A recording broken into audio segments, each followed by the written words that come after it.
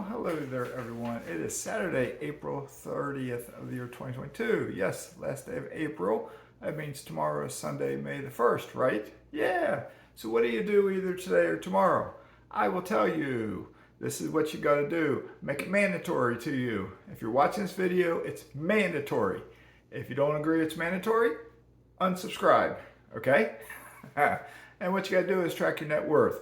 Oh! Three amigos, Mud Wtr, Dion, Matt the lumber landlord who ignores my request to be on my channel. Oh yes, you say net worth is unimportant. At least one of the three do. I think all three of you do. However, I beg to disagree. I march to the beat of my own drummer sometimes. And here's why I believe calculating your net worth is important.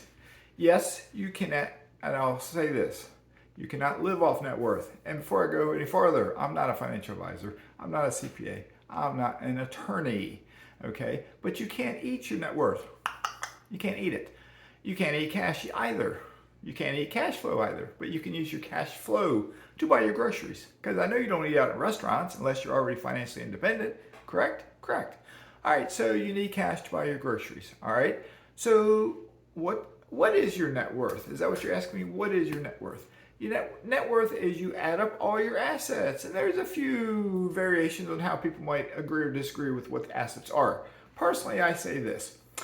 If you own your primary residence, whatever your equity is, you got a mortgage, you got the value of the house, whatever the equity is, okay, that's an asset. That's a dollar amount that if you sold your house, in theory, you have to subtract something for the expenses to the realtor, but in theory, if you sold your house, that's what you would have. If you have a 401k, the value of that 401k, that's an asset. If you own individual stocks, that's an asset. If you own rental property, the value of each house minus the mortgage, again, is an asset. It's a value. If you have money in the bank, it's an asset. All right. Liabilities, you add all your assets together, you subtract all your liabilities. Liabilities, your mortgage on your house, your mortgages on any rental property. You can also count, this is where some people will agree or disagree. You can also count your vehicles, okay? Because your vehicles, they are a depreciating asset, all right? So they will go down in value over time. We're in funky times now where a lot of vehicles have gone up in value, but in reality, most of the time they go down in value as each month progresses. But with every vehicle you own, a lot of people are underwater with their vehicles because they finance everything, and then maybe the vehicle value goes down, and well, they may probably have a little bit of equity in the car or truck, okay? But look around.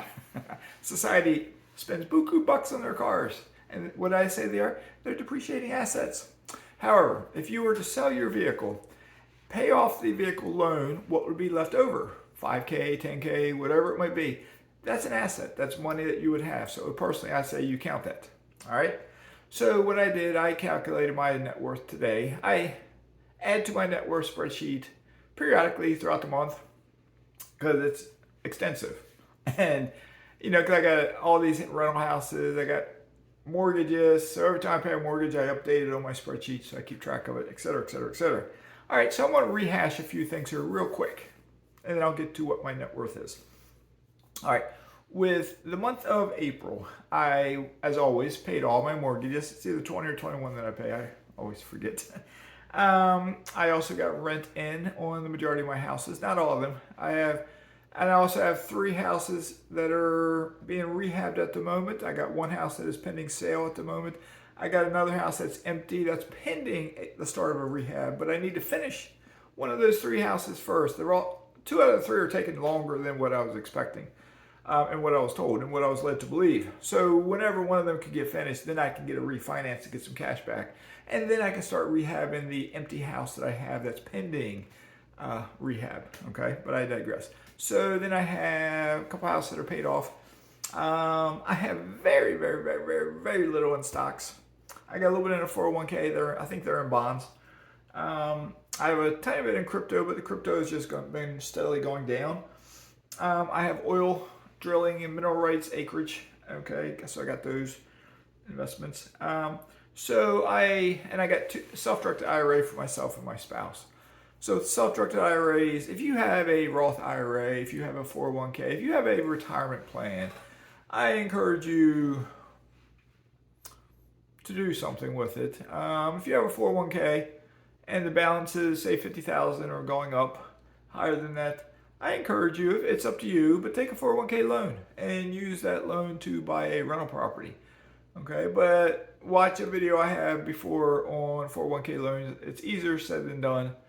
But your 401k loan, your 401k, it's a mistake. But if you already got one, you want to get the cash match. But real estate's a much better way to grow your wealth and to put it in the stock market. And I'll stand by that as I am now no longer employed by the Motley Fool. It was part me resigning and part them saying you're not participating enough. So it's a mutual agreement. I'm fine with that. All right. And I'm on record on the Fool. You can find my old post there where I've said I firmly believe real estate investing beats stock investing. No matter how good you are with stock. I mean, you can be great with stock investing and do better perhaps. But if you don't have a lot of money, it's better to start with real estate than it is with stocks.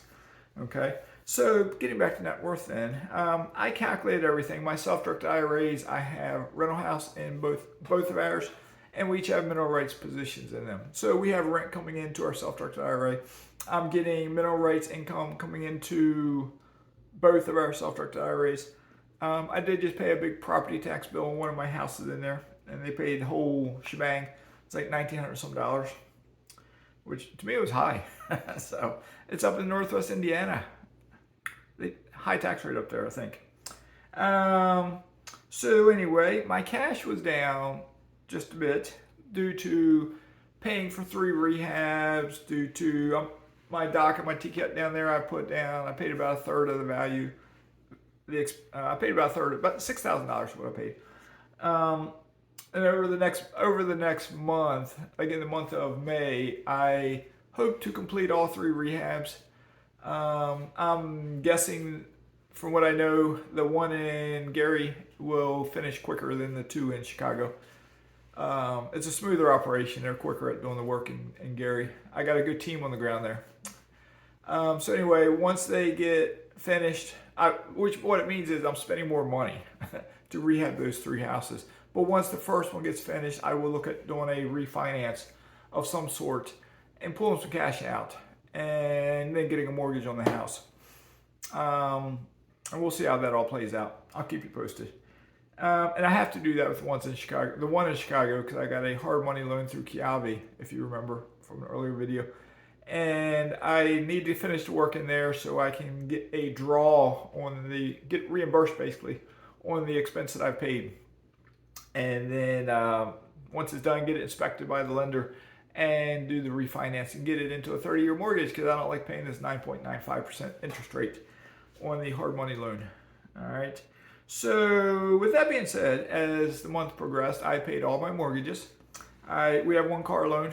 It's at a 1.9% interest rate. I paid that. I always pay extra. And every month I pay $1 or $2 more than the previous month I paid towards principal. So I'm paying it down quicker. And then what else? I'm forgetting here. I dropped the value of one of our cars because it just has to go down. This whole thing of car values keep going up. It doesn't happen. So I dropped the value. I did increase the value of my personal residency, because I'm being told, I've run comps myself. I'm gonna go look at another house here where I live at later today, just to get an idea of it. But then I've looked at comps. I've talked to my real estate agent, and this house, if I sold it right now, would probably sell for around 1.1 million. So I valued it at 700,000. That's what I did. And I know if I sold it, I'd have to pay commission fees and whatnot. But for net worth purposes, I bumped it up. I was valuing at 650. Now I'm valuing at 700,000. Okay. I said my crypto dropped in value quite a bit, so it's down. So my net worth overall did increase from last month. Okay. Last month I was at a 1.6 something million dollars, and right now I'm at a 1.7 something million dollars. Okay. So with that being said, you can't eat net worth. All right. I've said it before. I've said it again. You can't eat net worth. I measure the progress to see where I'm trending, okay, which way I'm heading, okay, because all real estate investors over time, we should be heading up, an upward direction. Maybe I should do it this way. But as we rehab something or pay for a new roof or pay for a new furnace, our net worth may go down because we're expending expenditures. We're paying bills, big bills like $5,000 maybe. Okay, but in general, as time goes on, our net worth should increase. All right. Now, with that being said, what you need to retire early, because we're all about being financially independent, retiring early, correct?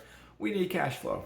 All right. So the more rental properties you get, and the higher your net worth goes, can help towards this. And I'll explain how in just a moment, because I want to wrap this video up. But the cash flow is what you can eat with.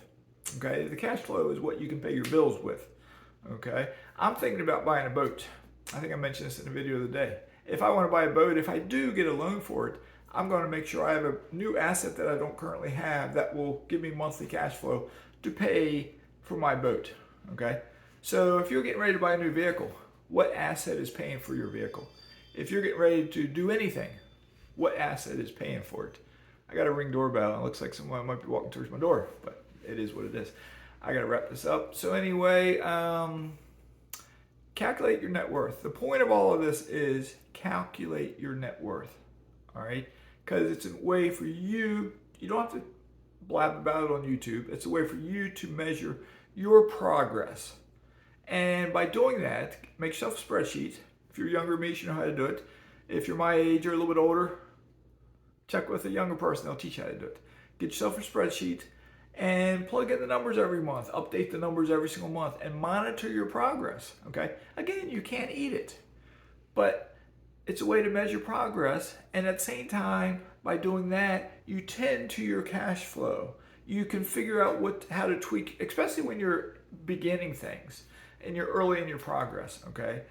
You can figure out the best way to tweak your cash flow to get it higher. All right? Once you're there and you're there, you don't need to calculate your net worth every month if you don't want to, once you're financially independent.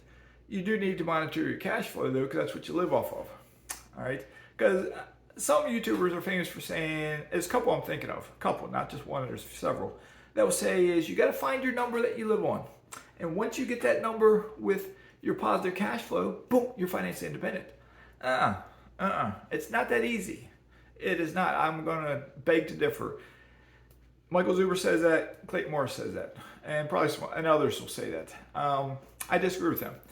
My experience as a rental owner is my monthly cash flow varies every single month. Every single month. And sometimes it'll vary dramatically. I might be getting $20K in rent this month. I might be getting $11K in rent last month. Okay, that's a big difference because houses go empty. Houses need to be rehabbed. And yes, sure, you may be a better landlord than me. You may be buying a different market than me. Maybe your houses don't go empty that much, but periodically they go empty. All right, and I'm also, you may become like me. You're growing. As you're growing, you're taking cash and putting it towards an investment. So your net worth may go down, but then it's going to go back up. All right, but you got to learn how to calculate your cash flow as well. And if you're spending X number of dollars a month now, say you need $5,000. And once you're making $5,000, that doesn't mean you can retire. No, it doesn't. You need to build a cushion over top that before you can even consider retiring, because things will fluctuate, especially if you have money in stocks, because things will fluctuate. Same with rental houses. You never know when a tenant may stop paying, no matter how good of a landlord you are.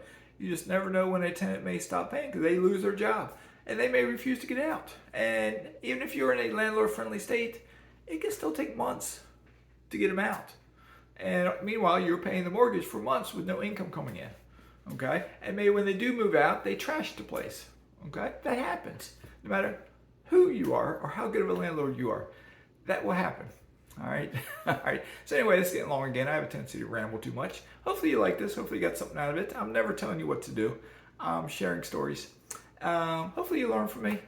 Take the nuggets of information you may find, delete the rest, but keep those nuggets up here in your own mind so you can become a better investor with the goal of becoming financially independent, say in 5 to 10 years. There's no reason why, if you're working a full-time job, that you cannot become financially independent in 5 to 10 years. For most of you. Not all of you, but for most of you. Okay? All right, good enough. Mazske is signing out.